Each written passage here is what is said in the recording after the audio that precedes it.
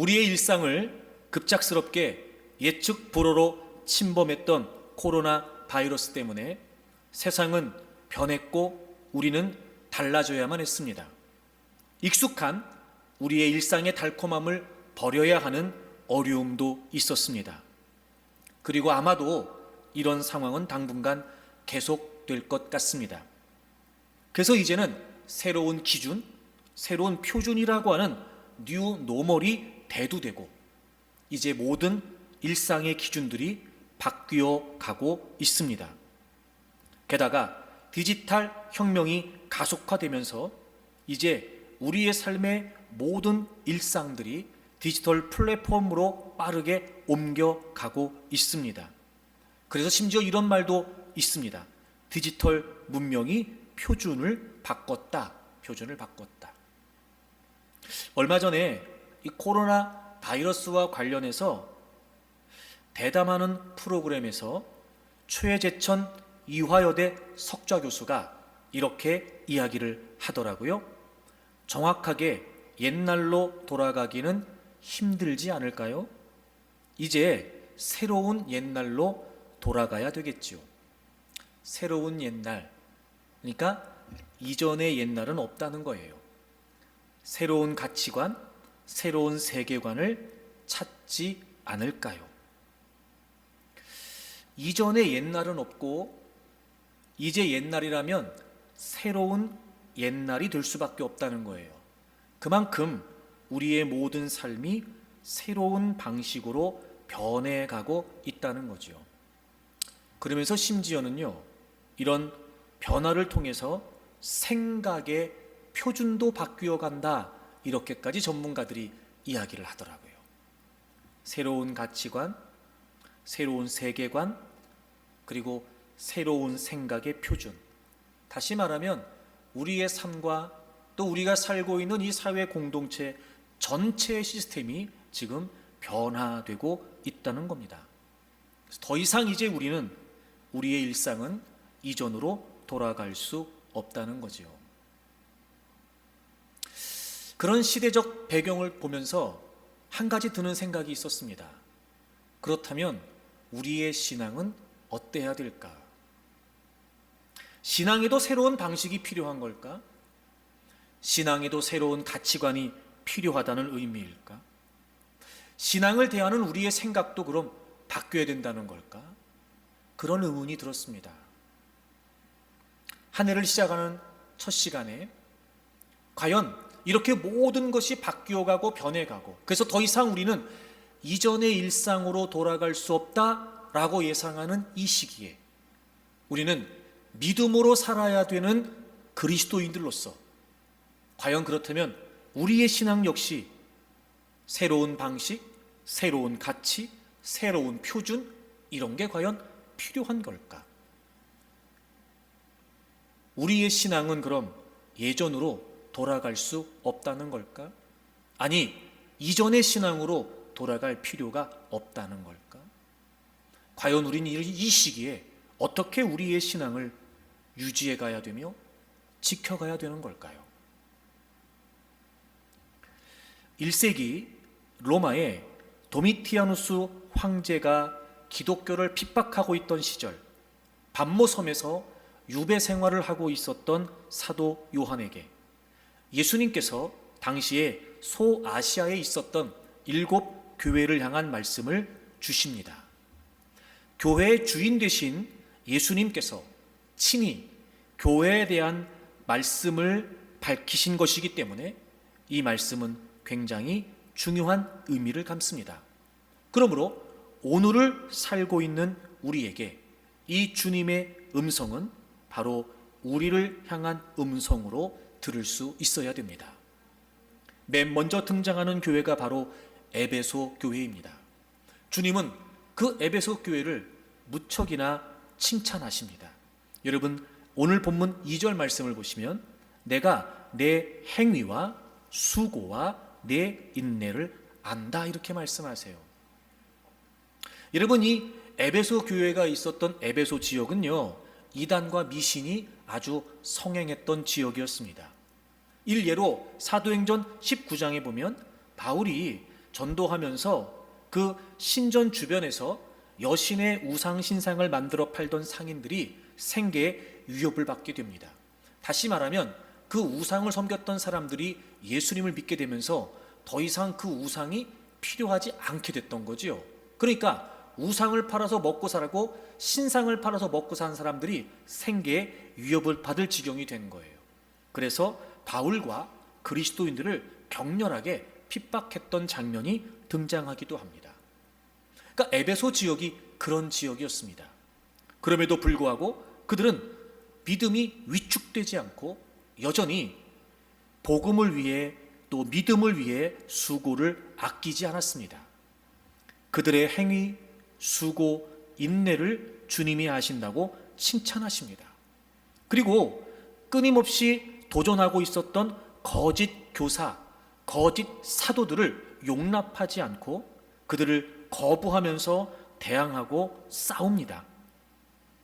그래서 2절 뒷부분에 보시면 악한 자들을 용납하지 아니한 것과 자칭 사도라 하되 아닌 자들을 시험하여 그의 거짓된 것을 네가 드러낸 것과 3절에 보시면 또 내가 참고 내 이름을 위하여 견디고 게으르지 아니한 것을 아노라. 그러니까 그런 어려움이 있었음에도 불구하고 또 교회 공동체 안에도 그런 거짓 사도들과 거짓 교사들이 침투했음에도 불구하고 에베소 교회 교인들은 그것들을 분별해내면서 그리고 그것들과 맞서 싸우면서 계속해서 인내하고 견디고 신앙생활을 이어갔다는 겁니다. 여러분, 이들의 믿음이 굉장히 뛰어나다고 생각되지 않으십니까? 그런데 그랬던 그들을 향하신 주님이 이렇게 책망을 하십니다. 무엇보다 그 책망의 내용이 너무나 뜻밖입니다. 4절을 보시겠습니다. 그러나 너를 책망할 것이 있나니 너의 처음 사랑을 버렸느니라. 그런데 주님이 책망하세요. 너네 잘 견뎠어? 수고한다? 믿음을 지키느라고 애쓰는구나? 그렇게 거짓 세력들과 싸우면서 너희들이 교회를 지키고 믿음을 지키는구나? 너희들의 인내와 수고와 행위를 내가 다 안다? 그렇게 칭찬하셨는데 말입니다. 그들을 책망하시면서 너희가 처음 사랑을 버렸다는 겁니다. 여러분, 너무 뜻밖이지 않습니까? 다시 말하면 주님을 믿게 되었던 그 처음 사랑 없이 이렇게 수고하고 이렇게 인내하고 이렇게 믿음을 지켰다니 말입니다. 그러니까 어찌 보면 지금 그들은 교리적으로, 형식적으로, 표면적으로 그 모든 것들을 다 이겨낸 것처럼 보이지만 사실 정작 주님은 안타까운 마음을 담아 그들에게 지금 책망하십니다. 그럼에도 그들이 처음 사랑을 버렸다는 겁니다. 처음 사랑. 여기서 처음 사랑을 버렸다라고 말할 때 이 버린다라고 하는 말이 무슨 의미인가 찾아봤더니요, 문자적 의미가 뭐냐면 상관하지 않는다는 거예요. 상관하지 않는다. 다시 말해 에베소 교인들이 주님의 사랑과 무관하게 살아가고 있었던 거예요. 우리식으로 표현하면 주님을 사랑하는 마음 없이 주님의 사랑을 깨닫고 그 사랑 안에서 살아가는 삶 없이 그들은 나름대로 자신들의 믿음을 지켰다고 생각하고 있었는지도 모르겠습니다. 처음 사랑을 그들이 버렸다는 거예요. 즉 그들은 지금 신앙의 행위는 있고 신앙의 모습은 있을지 모르지만 그들은 지금 예수 그리스도를 처음 만났을 때 그 처음 사랑과 완전히 단절되어 있다는 겁니다. 너희들이 처음 사랑을 버렸다. 여러분, 이게 무슨 말씀이겠어요? 처음 사랑을 찾으라는 말씀 아니겠어요? 처음 사랑을 버렸다고 말씀하시는 건 그러니까 처음 사랑을 찾으라고 하시는 거 아닐까? 처음 사랑을 버렸다는 건 그들이 처음 사랑을 잃어버렸다는 거 아니겠습니까? 그러니 처음 사랑으로 돌아가라고 하시는 거예요. 돌아가라고 하시는 거예요. 처음 사랑을 버렸다고 말씀하시는 걸 보면 버린 채로 살아라 이 말씀을 하시는 게 아니라 안타까운 심정에 제발 좀 너희들이 처음 사랑을 찾아라, 처음 사랑으로 돌아와라, 처음 사랑으로 돌아가라. 주님이 지금 그렇게 에베소 교회를 향해 말씀하고 계시는 겁니다. 아하, 여러분, 지금 이 시대는 이전의 옛날로 돌아갈 수 없다고 말합니다. 이전의 일상으로 돌아갈 수 없다고 말합니다. 그래요, 지금 우리가 살고 있는 시대는 그런 시대일지도 모릅니다. 여전히 우리는 불확실한 시대에 살고 있는지도 모릅니다. 하지만 여러분, 우리의 신앙은 돌아가야 할 곳이 있습니다. 고백 돌아가야 될 곳이 있어요. 바로 주님을 처음 경험했던 예수 그리스도의 십자가를 처음 바라보고 깨우치고 그리고 깨달았던 그 처음 사랑, 바로 그 처음 사랑의 자리로 우리가 고백해야 된다는 겁니다. 분명히 우리의 신앙은 새로워져야 되며, 그래서 우리의 신앙은 변화되어야 되며, 그래서 우리의 신앙은 자라가야 되지만, 그것은 마치 지금 이 코로나 시대에 다시 돌아갈 일상이 없다고 말하는 의미가 아니고, 이전의 그 모든 것들과는 다른, 전혀 다른 새로운 무엇이 아니고, 우리의 신앙이 새로워지고 변화되고 우리의 신앙이 성장한다는 의미는 여전히 우리는 처음 사랑의 자리를 지키고 유지해야 된다는 의미였습니다. 사랑하는 여러분, 올 한 해 우리가 고백하기를 바랍니다. 처음 사랑, 그 순수했던, 정말 예수 그리스도의 십자가를 깨닫고 그것이 내 가슴에 다가오고 내가 그 예수 그리스도의 십자가를 존재적으로 깨달으면서 정말 순수한 열정으로 주님을 향해 주님을 믿습니다 고백했던 그 자리, 주님이시라면 전부라고 생각이 됐고, 주님이시라면 그 무엇이라도 할 수 있다고 생각했던 바로 그 시절, 주님과 우리 사이에 그 어떤 것도 끼어들지 않고 오직 주님의 사랑만이 있었던 그 순수했던 때, 바로 그 처음 사랑으로 우리가 돌아가야 한다는 겁니다. 여러분, 우리가 주의해야 될 것은 처음 사랑을 잃어버렸음에도 불구하고 신앙의 일련의 행위들은 할 수 있다는 거예요. 에베소 교회처럼 말이죠. 중심이 빠져버린, 마음이 빠져버린, 우리의 온 존재가 빠져버린, 그저 형식만, 껍데기만, 몸만 왔다 갔다 처음 사랑을 잃어버린 채 얼마든지 우리는 신앙의 모습을 가질 수 있다는 겁니다. 사랑하는 여러분, 저는 여러분들이 신앙의 행위에 열심을 내는 분들이 되기를 바랍니다.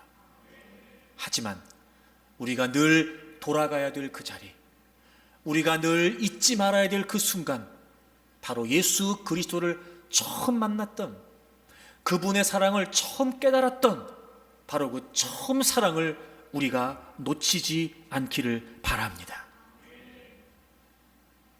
여러분, 그 사랑이 어떤 사랑이었습니까? 이 세상에 그 어떤 사랑과도 견줄 수 없는, 하나님만이 우리에게 베풀어 주실 수 있는 정말 위대한 그리고 유일한 사랑이었습니다. 왜냐하면 우리는 사랑받을 자격이 없음에도 불구하고 하나님께서 우리를 사랑해 주셨기 때문입니다. 로마서 8장에 기록되어 있는 것처럼 우리가 죄인 되었을 때, 로마서 5장에 기록되어 있는 것처럼 우리가 죄인 되었을 때, 우리가 경건치 못할 때, 그리고 우리가 연약할 때, 즉 하나님은 우리가 사랑받을 만한 자격이 있을 때 사랑하신 것이 아니라, 우리가 하나님을 떠나 타락하고 무기력에 빠지고 하나님과 원수가 되어 있을 때 하나님은 예수 그리스도를 보내시고 우리를 사랑하신다고 고백해 주셨습니다. 여러분, 이 대목에서 혹시 그런 생각 해보신 적 있습니까? 얼마든지 하나님은 죄인된 우리를 버리고 새로운 피조물을 만드실 수 있었습니다. 그럼에도 불구하고 하나님은 끝까지 우리를 버리지 않으셨습니다. 그리고 우리를 사랑해 주셨습니다. 하나님의 사랑은 그래서 이런 사랑 같아요. 하나님은 우리의 죄 때문에 우리가 하나님을 떠났지만 그런 우리 인간을 늘 그리워하셨던 겁니다. 마치 탕자가 집을 나갔을 때 그 아버지가 아들을 기다렸던 그리움처럼 하나님은 자신이 인간의 육신을 입고 이 땅에 오셔서 우리를 대신해서 십자가에 죽으실 만큼 우리를 그리워하신 겁니다. 외로움은 다른 사람을 만나면 되지만 그리움은 그 사람이 아니면 안 됩니다. 즉 우리를 향하셨던 하나님의 사랑은 찐 사랑이었습니다. 다른 존재로 대체할 수 없는 사랑이었다는 거예요. 그렇게 하나님은 우리를 다른 것으로 대신할 수 없는 유일한 사랑의 존재로 여겨 주신 겁니다. 그렇게 우리가 사랑을 받을 자격이 있어서가 아니었습니다. 저와 여러분은 그런 사랑을 요구할 수도, 그런 사랑을 얻을 수도 있는 자격이 분명히 없었습니다. 그럼에도 불구하고 우리가 뭐라고, 하나님은 여러분이 없으면 안 되셨기 때문에, 하나님은 여러분을 대신할 수 있는 그 어떤 걸 얼마든지 새롭게 만드실 수 있었으나 그렇게 하지 않으시고, 하나님은 여러분이 안 되면 안 된다라고 하는 마음으로 사랑을 해 주셨던 겁니다. 하나님의 그 사랑이, 하나님의 그 그리움이 우리를 살려 주셨습니다. 1997년에 괌에서 칼기가 추락하는 비극적인 사고가 있었지요. 이 사고로 229명이 사망을 하고 25명이 부상을 당했다고 합니다. 그때 이렇게 기사화되었던 한 이야기가 있었어요. 그 비행기에서 한 정치인이 사망을 하게 됩니다. 아들이 죽었다는 소식을 들었던 노모께서 가슴을 치고 통곡을 했다고 그래요.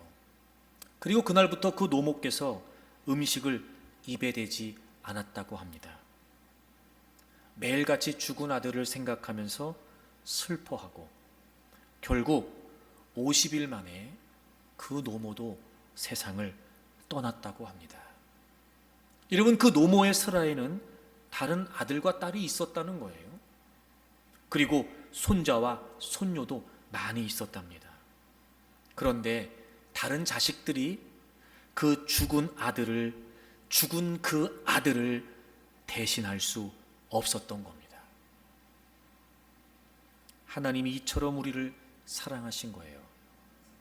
아무 자격이 없었던 나를 너 아니면 안 된다, 죄에 빠져 타락하여 그저 우리를 얼마든지 버리실 수 있었던 그분이셨으나 너 아니면 안 된다, 난 너가 아니면 살 수가 없다, 난 반드시 너와 함께 하기를 원한다, 우리를 죽을 만큼 그리워하셨던 하나님께서는 바로 예수 그리스도를 십자가에 내어주시면서 우리를 사랑해 주셨습니다. 그 사랑 말입니다, 여러분. 그 사랑을 내가 깨닫고 그 사랑을 믿기로 했던 바로 그때 말입니다. 처음 사랑. 우리가 여러분 다시 고백해야 됩니다. 그럼 우리가 어떻게 고백해서 처음 사랑을 다시 되찾을 수 있을까요? 이제 우리에게 고백이 필요합니다. 주님을 향한 고백, 처음 사랑에 대한 고백, 이제 우리의 존재적인 고백이 필요합니다. 고백해야 고백해서 고백해야 됩니다. 여러분, 오늘 본문 5절을 보시겠습니다. 그러므로 어디서 떨어든지를 생각하고 회개하여 처음 행위를 가지라. 첫째, 어디서 떨어든지를 생각하라고 하십니다. 생각하라. 여러분, 여기서 생각하라는 게 무슨 말이겠어요? 너희들이 처음 사랑을 잊어버렸어. 그 처음 사랑을 어디에서 잃어버렸는지 생각하라. 이게 무슨 말이죠? 기억하라는 거예요.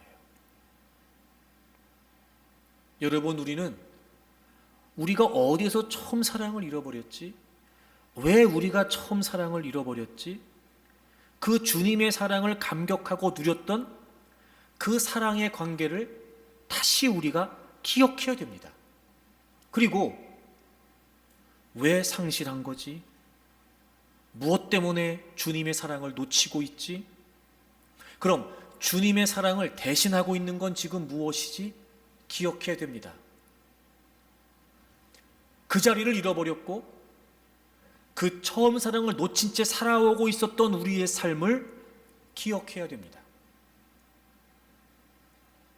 그래서 우리는 도대체 우리가 어디에서 그 사랑을 잃어버렸으며 무엇 때문에 그 사랑을 놓쳤는지를 기억해내야 됩니다. 그것이 우리가 처음 사랑으로 돌아가는 비결입니다. 저는 이렇게 생각합니다. 그 처음 사랑을 기억해내려면, 그 처음 사랑의 자리를 기억해내려면 우리 역시 다시금 주님을 사랑했던 그 사랑, 우리 역시 주님의 사랑을 깨닫고 그 주님의 사랑을 깨달아서 주님을 사랑했던 그때를 기억해내야 됩니다.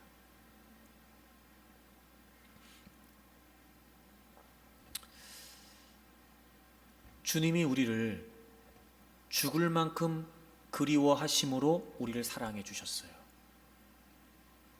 사실 그때는 여러분, 우리도요, 주님이면 충분했어요. 그때 우리는요, 주님으로 대체할 수 있는 그 무엇도 필요 없었어요. 주님이시면 됐죠. 여러분, 그게 처음 사랑, 순수한 사랑이잖아요. 결국 하나님의 사랑을 깨닫고 나 역시 그 하나님의 사랑을 힘입어 하나님을 사랑합니다 했던 그때가 있었단 말이죠. 그때를 우리가 다시 기억해내야 됩니다. 여러분도 분명히 그때가 있었습니다. 없지 않았어요. 지금 우리가 놓치고 있고 그렇게 놓친 채 오랜 시간이 흘러서 그렇지, 정말 여러분이 예수 그리스도를 여러분의 구주와 주님으로 믿는다면 분명히 그 주님의 사랑을 깨달았고 여러분도 주님을 사랑한다고 했던 그때가 있었을 겁니다. 여러분, 그때를 기억하십시오.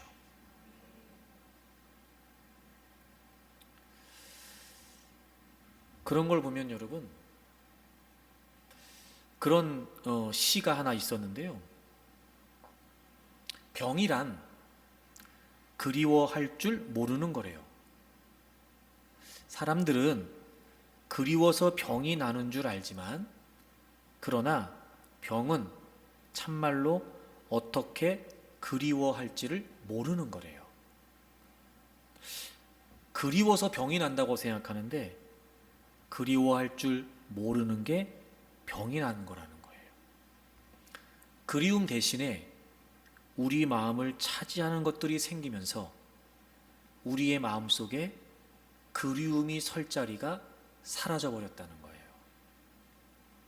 저는 그 시를 보면서 참 공감을 했어요.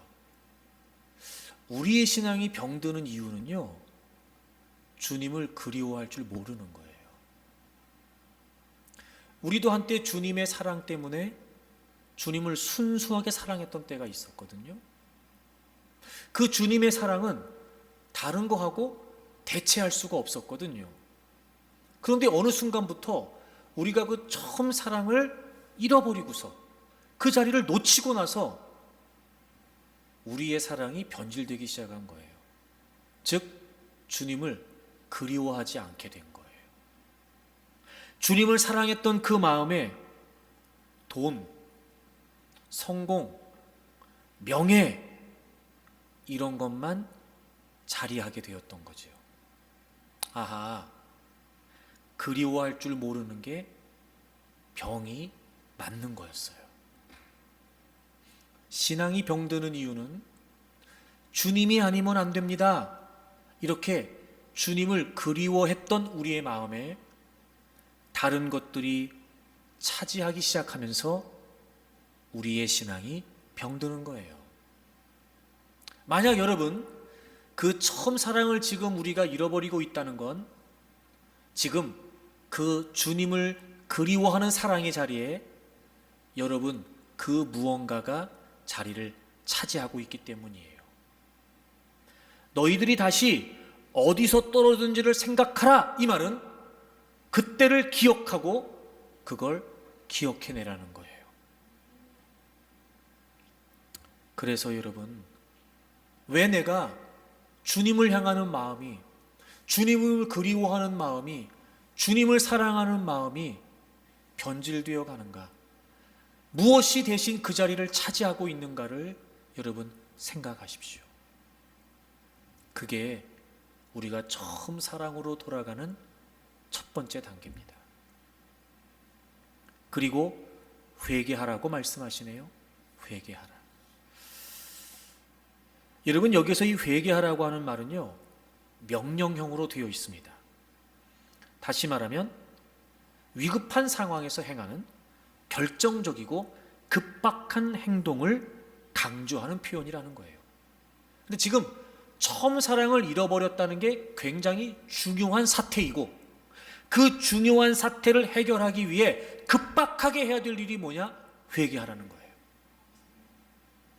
미루지 말고 지금 당장 처음 사랑을 잃어버렸다 깨달았다면 이런저런 이유와 핑계와 상황을 이야기하지 말고 무조건 회개하라는 겁니다.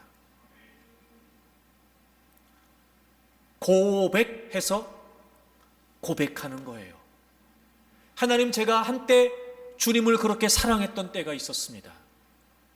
근데 제가 지금 그 사랑을 다 잃어버렸습니다. 저의 욕심이 물질에 대한, 명예에 대한, 성공에 대한 집착과 욕심이 주님을 사랑해야 되는 마음을 다 차지해버렸습니다. 기억하고 떠올리면서 고백하는 겁니다. 그리고 회개하는 겁니다. 주저하지 말고 미루지 말고 깨달은 그 시점에서, 놓쳤던 주님의 사랑을 알게 됐던 그 순간, 지금 내 모습을 발견하는 이 시점에서 고백하라는 거예요. 하나님, 잘못했습니다. 하나님, 제가 지금 이런 모습입니다. 하나님, 제가 주님을 향한 사랑을 다 잃어버렸습니다. 저를 향하신 주님의 사랑도 다 놓쳐버렸습니다. 제 마음속에는 주님이 아닌 다른 것들로만 가득 차버렸습니다. 회개하고 고백하라는 겁니다. 여러분, 서두에 설명드렸던 것처럼 처음 사랑을 잃어버렸음에도 불구하고 얼마든지 신앙의 행위가 가능하다고 제가 말씀드렸죠.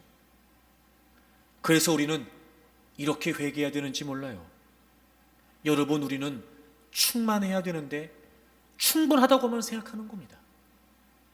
성령님으로 충만해야 되고, 주님의 은혜로 충만해야 되고, 주님의 사랑으로 충만해야 되는데 그냥 충분하다고 생각하는 겁니다. 다시 말해, 충만하지 않은데 충분한 척하는 겁니다. 여러분 자신의 모습을 살피고 회개하셔야 됩니다. 고백하셔야 됩니다. 그래야 다시 처음 사랑의 자리로 고백 돌아갈 수 있습니다. 마음을 들여서 우리가 주님을 섬겨했는데 우린 마음대로 주님을 섬기는 겁니다. 회개해야 됩니다, 여러분. 그래야 우리가 다시 처음 사랑의 자리로 돌아갈 수 있습니다. 그리고 주님 마지막 이렇게 말씀하세요. 생각하고 회개하여 처음 행위를 가지라. 처음 행위를 가지라. 여러분, 처음 행위를 가지라는 게 무슨 말씀일까요? 처음 사랑과 연관된 내용이 아닐까? 처음 사랑과 연관된 내용. 처음 사랑이 있었을 때, 주님을 처음 사랑했을 때, 즉 순수하게 주님을 믿었을 때, 순수하게 주님을 사랑했을 때 우리가 했던 그 행위 말입니다. 즉 사랑으로만 가능한, 사랑이었기 때문에 가능했던, 사랑으로만 설명될 수 있는 그 처음 사랑으로 행했던 처음의 행위를 다시 가지라는 거예요. 여러분, 고백은 입술의 고백만으로 충분하지 않습니다. 주님 앞에 고백은 우리의 삶으로도 고백해야 됩니다. 그때를 기억하고 회개하면서, 주님, 제가 다시 처음 사랑으로 주님을 사랑하고 싶습니다. 제가 다시 주님의 사랑을 처음 깨달았을 때 그 처음 사랑으로 돌아와서 제가 다시 주님을 섬기고 싶습니다 라고 우리가 고백했다면 이제 우리의 삶으로도 고백을 해야 됩니다. 근데 우리의 감정이 뭔지 아십니까? 우린 자꾸 하나님이 우리를 사랑하신 사랑과 우리가 하나님을 사랑하는 사랑을 감정으로만 생각하는 겁니다. 여러분, 제가 분명히 여러분에게 말씀드리고 싶은 것은, 여러분, 그 사랑은 감정이 아니라 의지여야 합니다. 제발 여러분, 가만히 자리 잡고 앉아서 억지로 사랑의 감정을 만들어내려고 하지 마십시오. 그렇게 생기지 않습니다. 우린 우리 스스로 하나님을 사랑하는 감정을 만들어낼 수 없습니다. 진정으로 하나님의 사랑을 깨달았던 그 순간, 그때를 기억하고 그 사랑이 분명하다면 얼마든지 우리는 그 주님의 사랑으로 주님을 섬기고 사랑하겠다는 의지를 갖게 되는 거예요. 여러분, 예수 그리스도를 여러분의 구주와 주님으로 믿는다면 여러분, 이제 여러분이 하나님을 사랑하는 게 분명하기 때문에 더 이상 감정 얘기하지 말고 의지를 가지고 행하십시오. 여러분이 그 의지를 가지고 하나님의 뜻대로 지금 행하려고 하고 있다면 분명히 여러분들은 하나님을 사랑하고 있는 것입니다. 그런데 여러분, 자꾸 감정만 따집니다. 난 그런 감정이 안 생기는데. 하나님이 사랑하신다는 게 감정이 생기지 않고 내가 하나님을 사랑하는 감정이 없는데, 여러분, 그렇지 않아요. 하나님이 우리를 사랑하신 사랑도 감정이 아닙니다. 그건 하나님의 의지였기 때문에 가능했던 거죠. 그리고 우리는 그 하나님의 사랑을 깨달았을 때 우리 역시 그분을 사랑한다고 고백하면서 이제 우리는 의지를 가지고 그분을 섬기겠다고 약속했던 겁니다. 그러니 여러분, 감정이 아니라 이제 하나님의 사랑을 의지적으로 여러분들이 접근할 수 있기를 바랍니다. 이런 거예요. 하나님을 사랑한다고 치고 행동하면 됩니다. 난 하나님을 사랑해. 이렇게 해야지. 난 정말 하나님을 사랑하는 사람이야. 그러니까 이렇게 해야지. 이렇게 의지적으로 처음 행위를 가지시기를 바랍니다. 그것이 처음 사랑으로 돌아오는 겁니다. 여러분, 우리의 일상은 다시 이전으로 돌아갈 수 없다고 말할지 모르지만 우리의 신앙은 늘 우리가 다시 돌아가야 될 자리가 있습니다. 우린 처음 사랑으로 고백해야 됩니다. 기억하십시오. 그때를. 떠올리십시오. 그때를. 그리고 자꾸 입술로 고백하세요. 제가 주님을 사랑합니다. 제가 하나님의 사랑을 믿습니다. 주님이시면 충분합니다. 주님이 저를 그리워하신 만큼 저 역시 주님을 그리워합니다. 자꾸 여러분 입술로 고백하세요. 그때를 기억하면서. 그리고 무엇이 나를 변질되게 만들었는지 여러분 자신의 모습을 살피면서 입술을 열어 회개하고 고백하십시오. 그리고 이제 삶의 고백으로 그 여러분의 입술의 고백을 하나님 앞에 표현하십시오. 생각하고 회개하고 행하십시오. 그렇게 여러분 처음 사랑으로 다시 돌아와서 올 한 해 멋지게 주님을 섬기는 분들이 되시기를 바랍니다. 승무원 출신의 미즈키 아키코라는 여성이 쓴 퍼스트 클래스 승객은 펜을 빌리지 않는다라는 아주 재미있는 제목의 책이 있습니다. 이분이 16년 넘게 퍼스트 클래스의 객실을 담당해 오면서 그 퍼스트 클래스를 타는 사람들의 특징을 기록해 놓은 책이에요. 뭐 여러 특징들이 있는데 그 중에 하나가 뭐냐면 퍼스트 클래스 승객들은요 자기만의 명품이 있다는 거예요. 책의 내용이 이렇습니다. 성공한 사람들의 특징은 세월의 흔적이 담긴 자신만의 명품을 늘 지니고 있었다. 브랜드가 명품이라는 것이 아니다. 비싸서 그런 것도 아니었다. 30년 전 부인이 사준 지갑, 딸이 만들어준 자수 열쇠고리, 아버지가 선물해준 만년필, 도장, 시계에 이르기까지 값으로 따질 수 없는 추억이 담긴 물건을 소중히 지니고 있었다. 자신의 물건을 보면서 항상 초심을 되새긴다고 한다. 자신의 오래된 만년필을 통해 어려운 시절 자신을 위해 헌신한 아버지를 떠올리고 늘 초심을 다지며 계약을 하는 사람이 성공하지 않을 수는 없을 것이다.